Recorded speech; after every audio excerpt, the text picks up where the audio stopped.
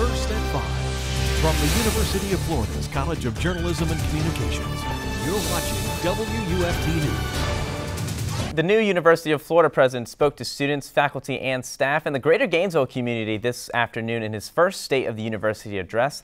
President Fox listed several accomplishments since being president, like raising faculty minimum wage and finding a research funding goal. Good evening. It's Thursday, September 24th. I'm James Torres. And I'm Jenna Sands. Thanks for joining us. President Fox said he hopes UF continues to rise as a #1 preference for students applying to colleges. He also listed a number of goals he hopes to achieve. Fox said a center focus over the next 10 years will be growth in research and scholarship to improve lives across the globe. WUFT's Marie Ettinger joins us now with University of Florida President Fox. Marie. That's right, James and Jenna. I have with me UF President Kent Fox. President Fox, what was a main point you tried to get across today at your address? Well, Marie, this was my first opportunity to give a State of the University address to all the faculty.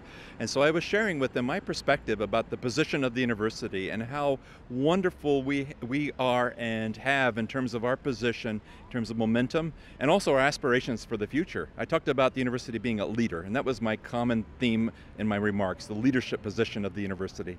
So as a leader, what's one of the first goals you want to start on this year?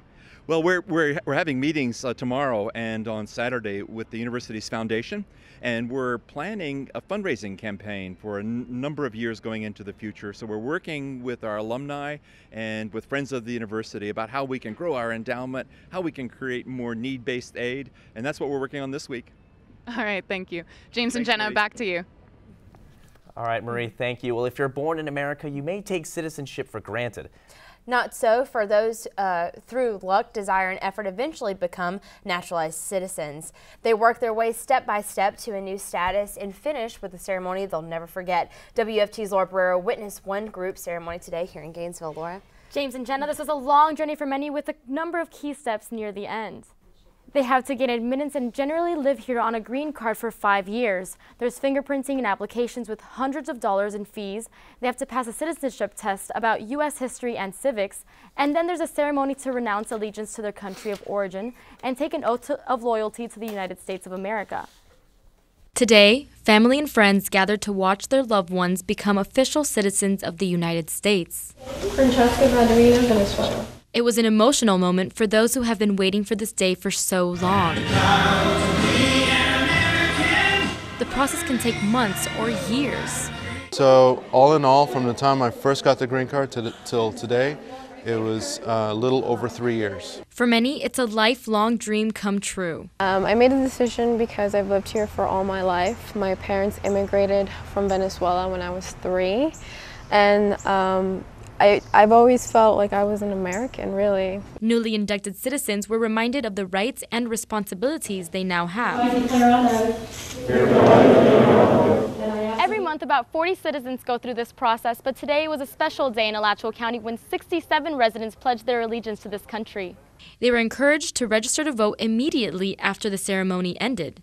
But they were also reminded to never let go of their culture. Even the president himself gave them a message of encouragement. Souvenirs included a program with the names of their fellow newly inducted U.S. citizens, a flag pin, and a small American flag. It's a very big moment for me. I'm very happy and I feel blessed to finally be an American. After they said the Pledge of Allegiance, they walked out of the courthouse proud to be an American. With the new title of U.S. citizen, they have an opportunity to make the lasting contributions to the community and country. Thanks, Laura. A house fire leaves one woman dead in Silver Springs. Marion County Fire Rescue says half of the house was burning when firefighters arrived early this morning. After extinguishing the blaze, firefighters found the body of 71-year-old Paulette Martin. Her dog and her cat were also killed, and a family friend staying there managed to escape through a window. He told authorities when he woke up, the smoke was already too thick to make a rescue attempt. And this morning, a judge in Tallahassee began hearing arguments over proposed maps redrawing the state's congressional districts. The House defended the plan it approved in the special session, claiming the new lines were not drawn with any political intent. And arguing its map has the best fixes for 8 districts, this Florida Supreme Court rejected. But lawmakers failed to reach agreement in that session, so there's also the Senate's approved plan, a Senate compromise offer, and 4 maps from outside the plaintiffs. Well, it was another breezy and beautiful day here right in North Central Florida. Yeah, it's starting to feel a little bit more like fall, but there were a few clouds in the sky too. UF forecaster Rebecca Coltman joins us in the Weather Center. Rebecca. It looked quite ominous today, and it still does outside over the University of Florida with our live cam, but luckily we have missed the rain for today, and we will continue to stay dry through this evening. You can see over the University of Florida's campus some of those clouds still looking dark, but they're not going to be producing any rainfall tonight. They've actually helped keep our temperatures down just a bit in the mid-80s. On storm track radar, though, we're mostly clear. A few cells in southern Marion County, but most areas will be staying dry through the night. Still feeling that breeze just a bit, not quite as much as yesterday. We have a wind coming out of the north and east at about 9 miles an hour in Gainesville, 10 in St. Augustine, and the winds have started to die down just a bit because of an area of low pressure moving away. I'll let you know what that means for the rest of this week and this weekend's weather coming up later on in the show. Back to you. All right, Rebecca, thank you. Well, it looks like some Uber drivers are doing some business at the airport. Gainesville Regional Airport is now allowing Uber drivers to pick up passengers as long as they have a permit. Taylor Anderson joins us in the studio to explain. Taylor, what's the latest? So since the passing of the Vehicle for Hire ordinance in early September, Uber drivers are no longer banned from working at the airport. That ordinance leveled the playing field for Uber drivers and taxi drivers. Cab drivers had been upset that they were regulated and Uber was not. The ordinance solved that problem, but airport officials are now struggling to identify legal and illegal Uber drivers. Drivers are supposed to purchase a special permit to allow the pickup of airport passengers, but most Uber drivers have yet to hear about these new regulations. Uber drivers are now permitted to drive in the city of Gainesville, but many of them have not yet obtained the special permit they need to do business at the airport. Many drivers continue to pick up passengers illegally. Since the passing of the ordinance, drivers should be aware that they can get the permit from the airport, but many say they've been left in the dark by Uber. Yeah, I knew that it had passed. It was on the news when I heard it, but I didn't know what all it entailed and how we go about doing what we need to do. We haven't been informed by Uber yet as to what we needed to do. Airport officials have said that purchasing an additional permit is a quick and easy process. I'm willing to, like I said, I'm willing to purchase the medallions or whatever it is, the permits that I need for the city and for the airport. Many passengers here at Gainesville Regional Airport expect to be picked up by taxis and Uber drivers, but the problem now is they don't know which Uber driver is permitted to do so. It does create some confusion for our passengers. They don't know whether or not that Uber driver can pick them up. We're hoping that that contract comes through with Uber shortly. Uber is in the process of negotiating a contract that would cover all Uber drivers at the airport and eliminate the need for them to buy the special permits.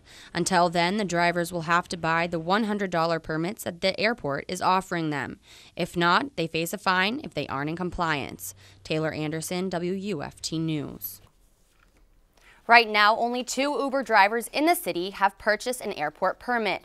The Gainesville Police Department is tracking drivers at the airport and says those who try to drive there without a permit will face some consequences. All right, Taylor, thank you. Well, a series of 4 drive-by shootings last night in Fort Myers left 7 people injured, including a 5-year-old boy.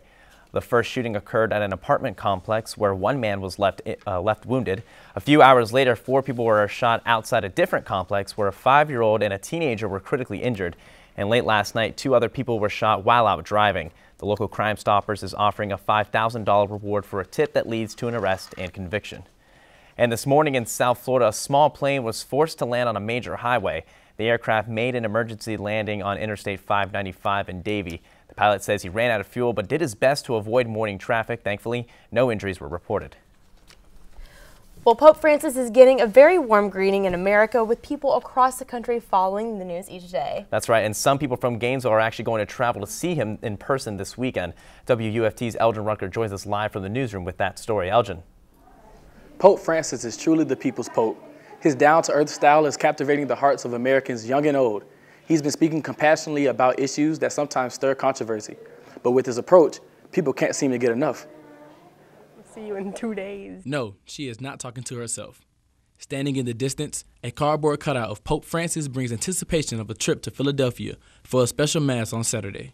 I'm like over the moon, excited about this.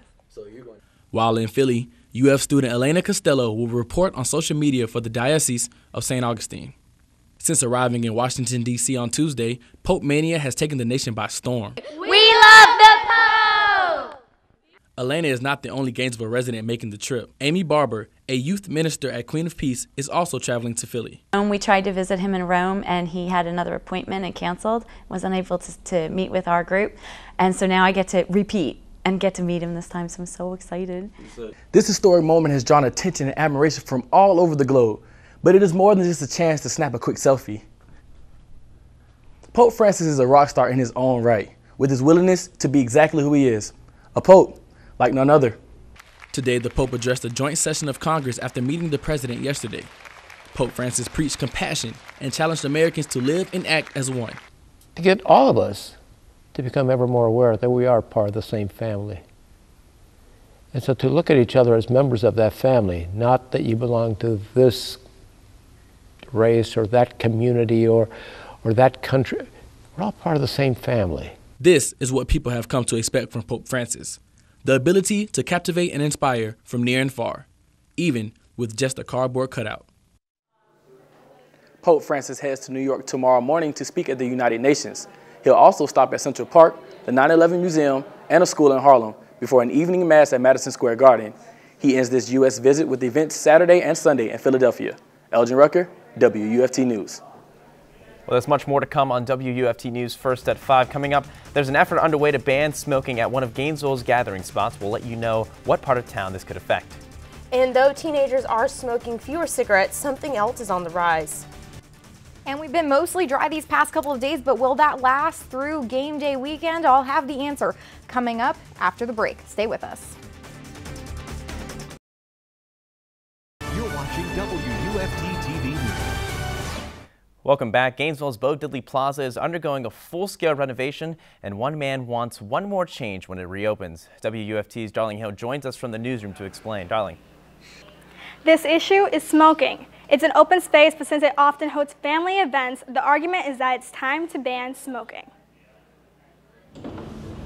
Bo Diddley Plaza has been under renovation since March of this year. Events like the local farmers market and the Free Fridays concert series have been moved until the plaza reopens. But while physical improvements are being made, one resident thinks banning the use of tobacco products in Bo Diddley could make it even better. We certainly don't want to pass this addiction on to the next generation. As we all know, there's nothing good about tobacco. Murphy began raising awareness by emailing city commissioners in August. Florida law prohibits the ban of tobacco products in certain public places, and the city is saying that they have done all that they could to try to prevent it in certain areas. What we did do is partner with the Alachua County Health Department and Tobacco-Free Alachua, and there are signs that were placed in a number of city parks. Those signs comply with state law by calling the ban optional. Some wish smokers would realize others don't want to be near it. Several people at the courthouse that do not smoke, and we don't have an area where we can go outside and sit without smelling the smoke ourselves, and we're not even smokers. Murphy says he will continue to send emails, write letters, and speak to commissioners about the issue. Murphy has found an article in The Guardian, a British newspaper, in which a fellow musician credited Bo Diddley with inspiring him to quit smoking. The article reported that Bo Diddley was said to have never smoked a day in his life and discouraged young people from using tobacco products. City officials have noted that a tie-in might help with getting people to go along with the optional smoking ban. Reporting from the newsroom, Darling Hill, WUFT News. Darling, thank you. Well, every Thursday, we try to keep our focus on the pulse of health news. Here's Danielle Prinz with more. People in Gainesville may be trying to ban smoking in Bo Diddley Plaza, but some in the U.S. are taking it one step further, banning the purchase of any tobacco products. Members of a city council in one Ohio community passed a local ordinance banning anyone under 21 from using tobacco products. Some communities in the past tried to do this, but Grandview Heights in Ohio is the first in their state to attach penalties to the ban. City council members believe the longer people wait to take their first puff, the less likely they are to continue the habit. Young adults under the age of 21 caught smoking for a second time could face community service or mandatory anti-tobacco classes. Employees at businesses caught selling the tobacco a second time can spend up to 30 days in jail and face a $250 fine. A new high school survey for the Florida Department of Health shows the number of teens smoking cigarettes has reached an all-time low. The percentage who reported smoking at least once a month fell again to drop below 7%. But the use of e-cigs is soaring and now approaching 16%. And nearly 10% of high schoolers are using hookah tobacco. Tobacco-Free Florida is troubled by the e-cigs trend, saying it threatens to undo decades of work to make smoking socially unacceptable. A team of researchers at UF will get a $7 million grant to continue studying the use of MRIs for muscular dystrophy. They will study how MRIs can help track the effects of treatments for Duchenne muscular dystrophy, a severe form of muscular dystrophy caused by a genetic defect.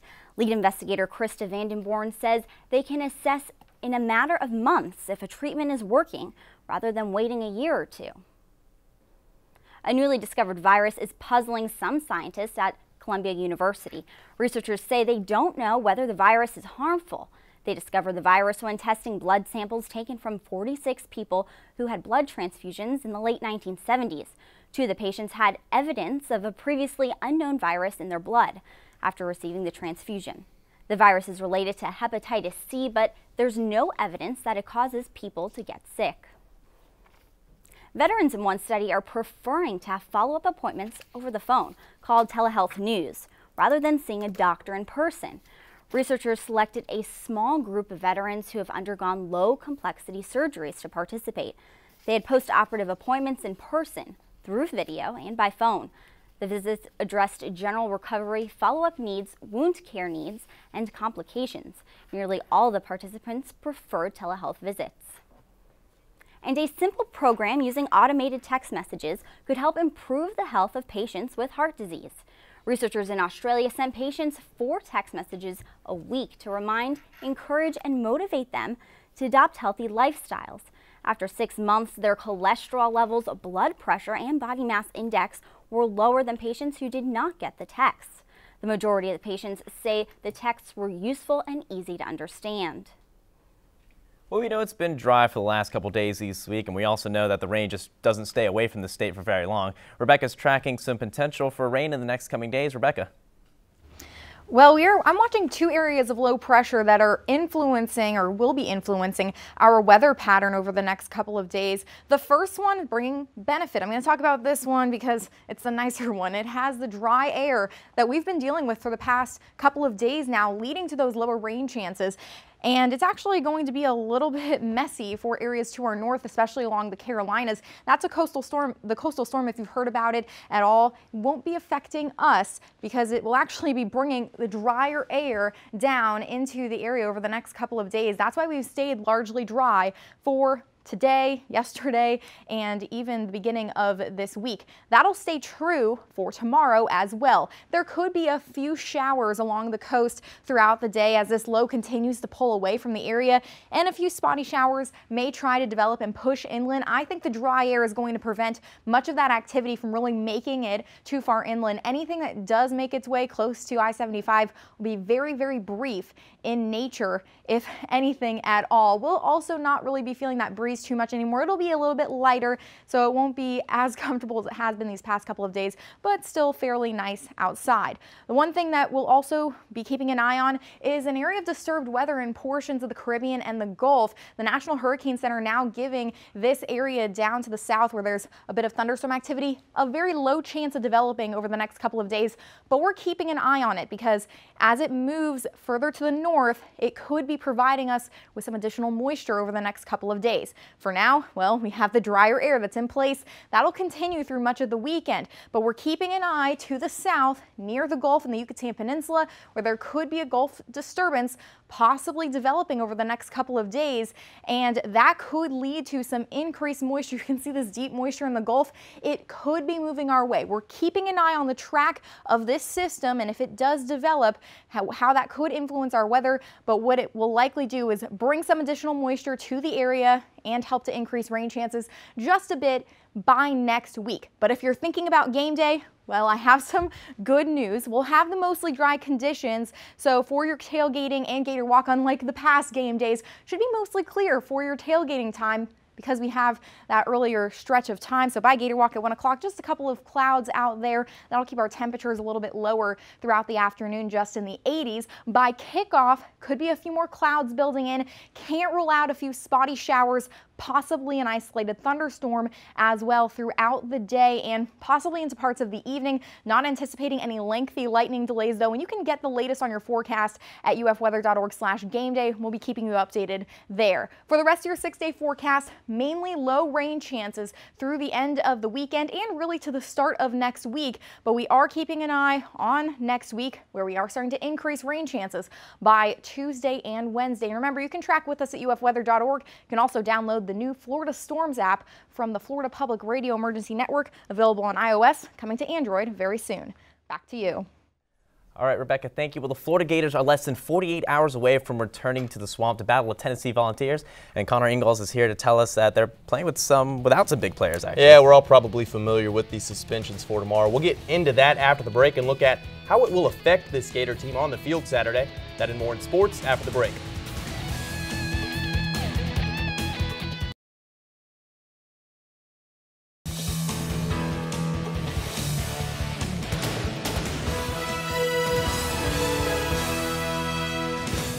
For the last 3 weeks, we've brought you the news of who Florida would start at quarterback, as head coach Jim McElwain had settled into a system of announcing that 2 days before kickoff.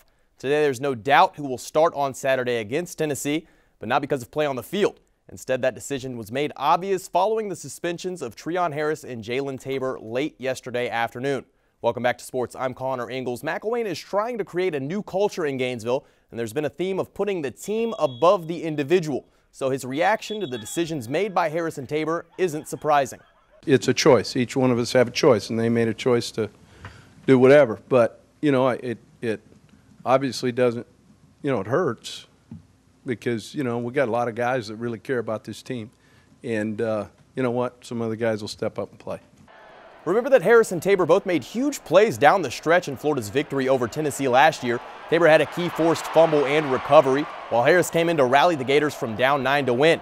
Of course, just last week, Harris wasn't needed at all for Florida to beat Kentucky, so we'll just have to wait and see how much this affects the Gators against UT. The Santa Fe Saints volleyball team is hosting a big conference matchup tonight. After almost a week on the road, the Saints are back in Gainesville and ready to continue Mid-Florida Conference play against Florida State College at Jacksonville. Santa Fe State started MFC play with a bang, sweeping St. John's River State College in a 3-set match. Not only did the win over St. John's improve the Saints to 13-2 on the season, but it extended their win streak to 3 games. Tonight, as the Saints take on the Blue Wave, they'll be freshly minted as the #1 team, according to the Florida College Systems Activities Association poll. And this team is stacked with talent. If you haven't gotten a chance, let me tell you, the young program is just beginning and it's in its 2nd year, so 2 freshmen are big players that are making their presence known. The first being outside hitter Nadine Williams. The Jacksonville native has led her team with the most kills in the last 5 games, putting up double digits in each of them. The next is Amanda Torres, who leads the Saints with 260 assists so far this season. And within the hour, the Saints will take on the Blue Wave at Santa Fe. To catch live streaming of the game, visit santafesaints.com. And the Florida Gator volleyball team will get on the hardwood tomorrow when they welcome the Ole Miss Rebels to the O-Dome. Friday's match is the SEC opener for Florida. The 5th-ranked Gators head into conference play at 9-1 with their most recent victory coming Sunday against FSU. The Rebels also come in with just 1 loss, but 14 wins, so they're no slouch themselves despite being unranked. First serve tomorrow is set for 7. NFL play resumes tonight, Week 3 kicking off with the New York Giants hosting the Washington Redskins. This rendition of the old-school NFC East rivalry comes with some serious question marks. Eli Manning got a 4-year, $84 million extension with the G-Men just before the season started, and he's not exactly giving the Giants their money's worth. Manning's thrown for just 485 yards and 2 touchdowns through 2 games, while fumbling twice, and the Giants have yet to win it this season. You saw here against Atlanta on Sunday. They had a chance to win it late, but Manning just couldn't come through in the clutch. Opposite of those 2 Super Bowls, he was able to win. And with the Redskins, they were able to get a win last week over the Rams, but there are some serious doubts about the talent on their roster, and the decision to start Kirk Cousins over Robert Griffin III is still a controversial one. Look out for Matt Jones in this game tonight, though. The former Redskin had 2 touchdowns last week. Kickoff is at 8:25. All right, Connor, well, thank you. And speaking of athletes, a man broke a new world record, but you'll never guess how. Hidekichi Miyazaki reset his own record as the oldest man to race competitively. Only a day after he turned 105, he set the record for 100 meters. Now, this was not his personal best, but many fans greeted him at the finish line during the Kyoto Athletics competition. His health continues to motivate him to keep him running. And before we go, let's get one last check on the weather by Rebecca. Well, we've had improving skies now, but we will be staying dry for the rest of the evening. We've been dry for the past couple of days and still have a little bit of a nice breeze out there, so it should be a comfortable evening if you have any plans for this Thursday night. Temperatures will be falling through the 80s into the 70s and into the mid to upper 60s across the area by morning. For the rest of your 6-day forecast, rain chances relatively low through the weekend and to the start of next week. You can get more on your game day forecast at ufweather.org/gameday. And why those rain chances are increasing, we're keeping an eye on the Gulf, and we'll have more on our website. Back to you. Thank you, Rebecca. We'll be back tomorrow at 5, but your Florida news is always on at WUFT.org. And here on WUFT TV, BBC World News is up next, and the PBS NewsHour is coming up at 7 o'clock. Have a good night.